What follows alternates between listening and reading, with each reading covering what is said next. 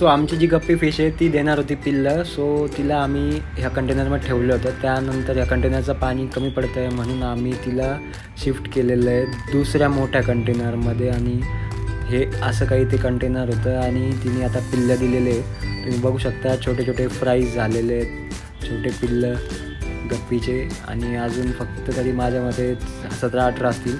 तिला आम्ही शिफ्ट केलं दुसऱ्या कंटेनरमध्ये, छोट्या बाउलमध्ये शिफ्ट केलं आहे आणि पिल्लांना सेपरेट ठेवलेलं आहे या कंटेनरमध्ये.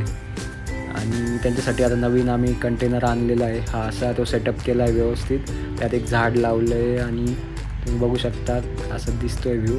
आणि त्यांना आम्ही शिफ्ट केलेलं आहे आता आणि त्यात ते एका साईडलाच पळत आहे. मग आता तिला पण एका साईडच्या बाउलमध्ये जवळ आणून ठेवलेलं आहे त्या कंटेनरच्या.